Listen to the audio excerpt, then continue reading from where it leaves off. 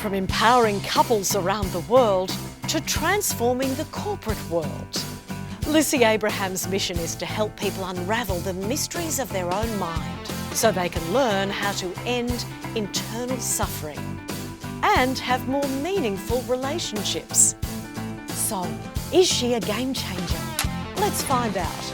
I'm Tracy Spicer. Welcome to Game Changers. Lucy, 1 in 3 Australian marriages ends in divorce or separation, and on average, couples wait 6 years before seeking help. What's going wrong? What's going wrong is that people actually don't understand that it doesn't take very much for that final separation call to be made. So they think there's more time in the system. Even if they've been unhappy for 6 years before they contact a therapist, they don't know which fight's going to be the last one. They don't know which kind of comment might push them over the edge.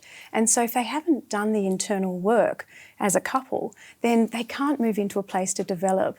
And a lot of people fear exposure, so they don't go and get help. They fear, how much time it's going to take out of the week or how much money it costs. And so there's lots of reasons people don't go.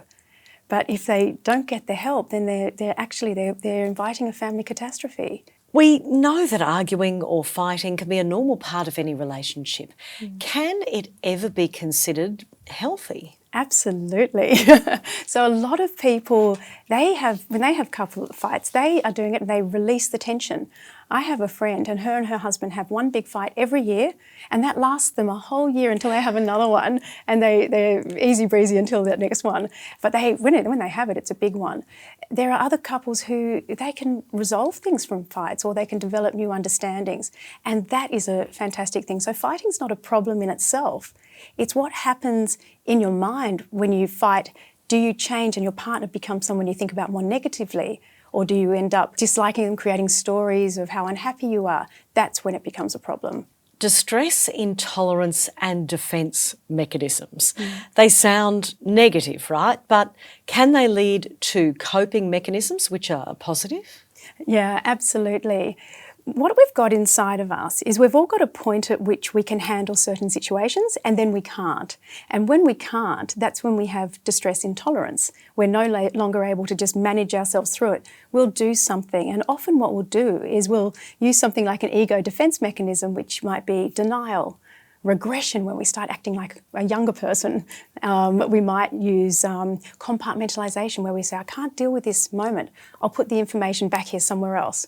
It's all very unconscious. We're not doing it deliberately. But when we understand that there's a pattern to what we do and what we can cope with and what we can't, then we're able to learn, in this moment, I can start to breathe through it, or I can use some mindfulness, or I can take a pause.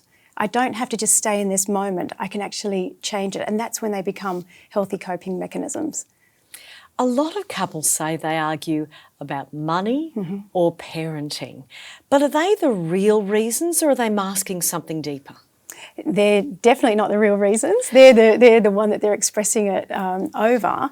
And it's what money or parenting represents. And if we even just use the example of money, that represents really different things for people. So it could be that it means if you have money in your bank account, that it helps you feel secure, safe.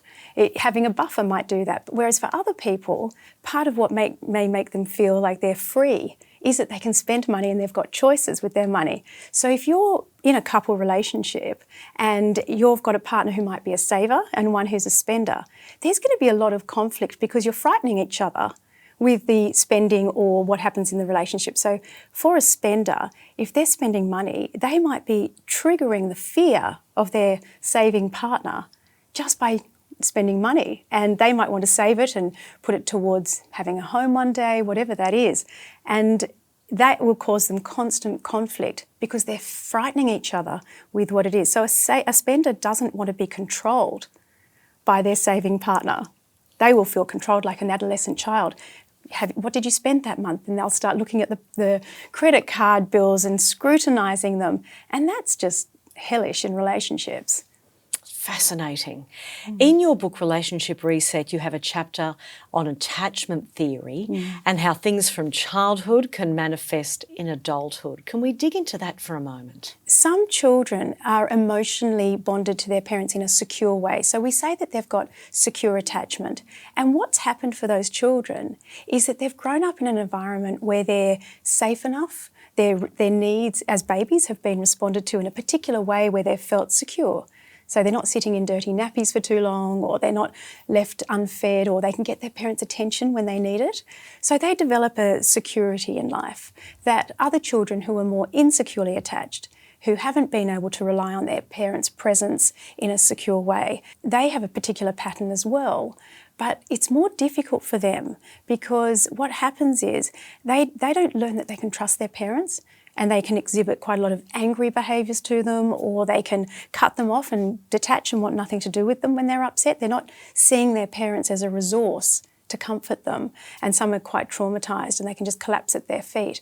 The reason this is very important is what happens for those children and the bonds they form with their parents. They take them into adulthood and they have similar attachments with their partner. Lissy, your advice is priceless.